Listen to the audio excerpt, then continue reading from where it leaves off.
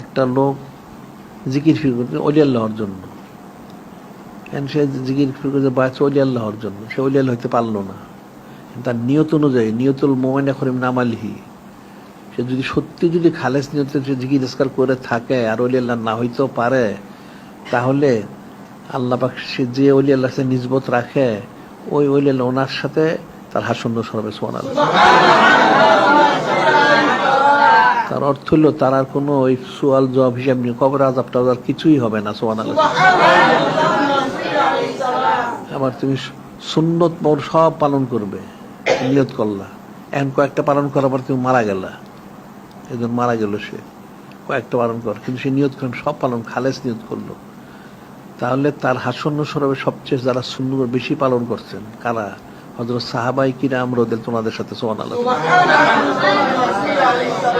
আবার সে সমস্ত ইলম অর্জন করবে, সে নিয়ত করলো, এখন অল্প ইলম অর্জন করে মারা গেল, তাহলে যারা সর্বোচ্চ শ্রেণী আলেম, এখন সর্বোচ্চ শ্রেণী আলেম ধরতে গেলে তো হযরত সাহাবায়ে কিরাম রাদিয়াল্লাহু ওনারা, তো ওনাদের তার হাসন্ন সরবে। সুবহানাল্লাহ। তার বুঝে সে হাফিজে কোরআন হবে, এখন হাফিজে কোরআন সে একটা আয়াত শরীফ মুখস্থ করার পরেই মারা গেল, তাইলে তাকে আবার হাফিজে কোরআন বানায় যারা প্রথম শ্রেণী হাফিজে কোরআন, তাদের তার হাসন্ন সরবে। সুবহানাল্লাহ। এখন এরপরে অনন্তকাল সাইয়্যিদু সাইয়্যিদুল পালন করবে, নিয়ত করলো, সে পালন করতে করতে মারা গেল, তাহলে হাসর হবে কার সাথে? অনন্তকাল পালন করেন কে? হ্যাঁ, যিনি খলিক, যিনি মালিক আল্লাহ, উনি করেন, তাহলে ওনার কি হাসন্ন সর আছে? তাহলে তোমার আর হাসন্ন থাকবে না। সুবহানাল্লাহ। বিনা হিসাবে যাবে একদম। ওই দেখুন না, দুরূদ শরীফ পাঠ করলে হযরত জিবরাইল ইসলাম বলছেন যে প্রতিদিন 10 বার দুরূদ শরীফ পাঠ করে আপনার কোনো উম্মত সকাল সন্ধ্যা, তাহলে আমি তাকে চোখের পলকে পুলসিরাত পার করে জান্নাতে পৌঁছাই দেবো। সুবহানাল্লাহ। সে আর পুলসিরাত চোখেও দেখবে না।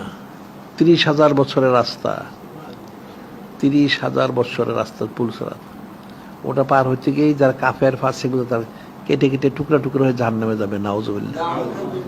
কিন্তু যারা ওই অনন্তকাল সাইয়্যিদু সাইয়্যিদুল পালন করবে, এদের আর ওই পুলসিরাত দেখতে হবে না, হাসরের কোনো পেরেশানি থাকবে না। হাদিস শরীফে আছে, কি আছে জানো? হাসরের ময়দানে সবাই পেরেশান থাকবে, কিন্তু কিছু লোক দেখা যাবে হাসরের এক প্রান্তে নূরের স্তম্ভের মধ্যে, নূরের স্তম্ভ মধ্যে কিছু লোক বসা থাকবে অত্যন্ত ইতমিনানের সাথে। তো ওনাদের অবস্থা দেখে নবী রাসূল ওনারা বলবেন যে আল্লাহ পাক, ওনারা কোন নবী রাসূল, এত ইতমিনান, ওনারা কোন নবী রাসূল? তুমি বলে ওনারা কোন নবী রাসূল না, ওনারা নূরে মুজাসসাম হাবিবুল্লাহ হুজুর পাক ওনার খাস উম্মত। সুবহানাল্লাহ। এখন ওনাদেরকে আল্লাহ পাক বলবেন হযরত ফেরেশতাগণ, তাইলে ঠিক